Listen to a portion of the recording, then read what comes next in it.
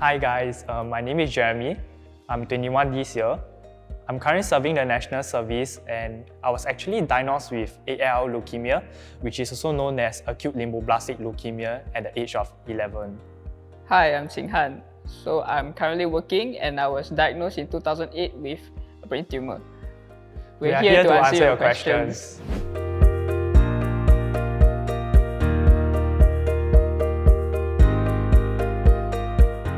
So during the time when I had cancer, I felt scared because it's common to have like a perception of leukemia of like coming to an end with like not getting recovered, right? But however, during my stay in the hospital, they were like wonderful doctors and social workers. They actually shared a point with me that that leukemia actually for childhood leukemia is about 90% of survival rate. That actually boosted my confidence in the system itself. And also additionally that Singapore have a great health system in Singapore. So I think with leading oncologists and doctors, they do actually boost my confidence and my faith in the system of the medical procedure as well. How about you, Qin Han? For me, when I found out that I had cancer, I was actually too full on anesthetics and I couldn't really comprehend the situation. So when my father told me that I had cancer, I just went back to sleep. So for me, I went through chemotherapy and radiotherapy. For cancer treatments, radiotherapy wasn't painful at all. It was just lying down, pretty relaxed. Chemo was a lot of injections. I was very afraid of needles at that time. So like, what are the side effects of chemotherapy, radiotherapy or something? Right? I had hair loss, definitely, and also nausea and vomiting. And I always felt very tired all the time. So what about you? Definitely there were like nausea, like high fever as well. And then occasionally I do get mood swings because one of the drug I remember vividly was the dexamethasone. Yeah, that drug makes me like hungry all the time. So I tend to eat a lot. And throughout that treatment phase, I do gain a lot of weight and look like a chipmunk because my face was very, very bloated. And then the other one was very painful treatment was the lumbar puncture. I think you still remember, right, the lumbar puncture, where they put the needle up your lower back. Yeah.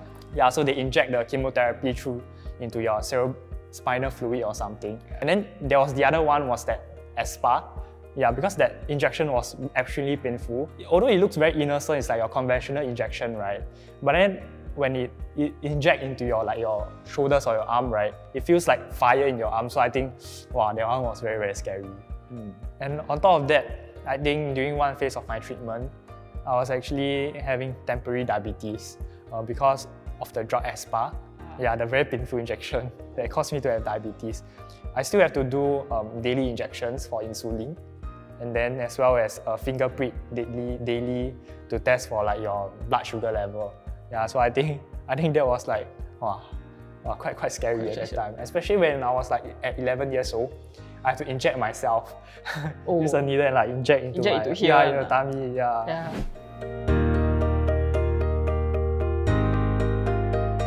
One of the main pillars of support was definitely my parents, because since from the start when I was diagnosed with leukemia, they were always there to lend a helping hand and definitely guide me through when the treatment gets really tough.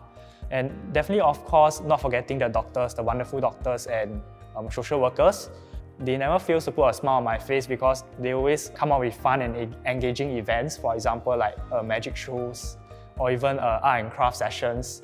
So that keeps me really happy during my treatment. And of course, not forgetting the CCF at KKH Playroom.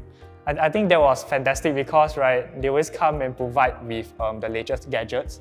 And I think that is with the Family Resource Center.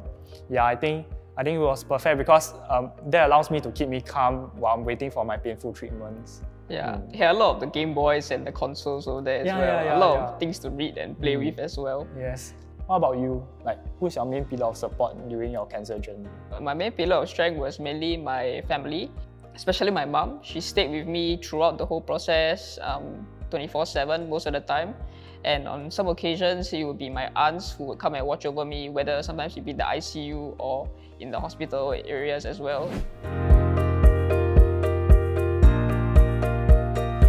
Definitely, After finding out that I'm a childhood cancer survivor, I find life much more precious, and like because we in a way we've given a second chance, sort of like a do-over to do things more properly in our lives right now, and to be more careful as well, and to actually be more grateful with what we have, and moving forward in our lives on a day-to-day basis.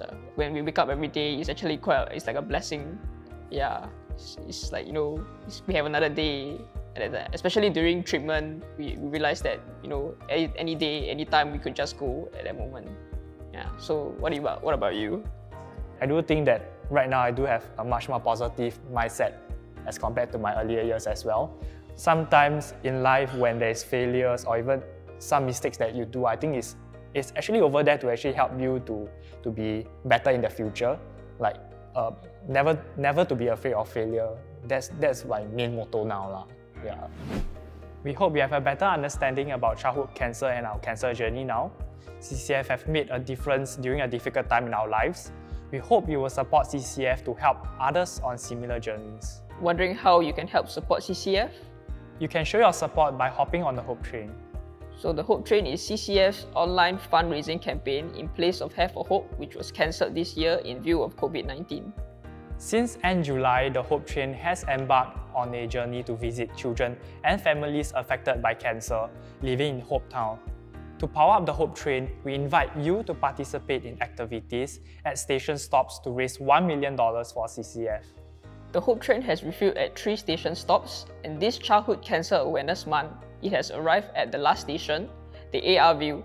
You can join us for some augmented reality fun. It's simple. All you need to do is to take a photo or a video with CCF exclusive AR filter and set it as your Facebook profile picture. Do also remember to post on your Instagram and tag CCF and hashtag CCF Hope Train in your post. Find out more at thehopetrain.sg. Don't forget to also make a donation to CCF at the Hope Train Giving.sg link. Come Jeremy, let's try the AR now. Yeah, sure.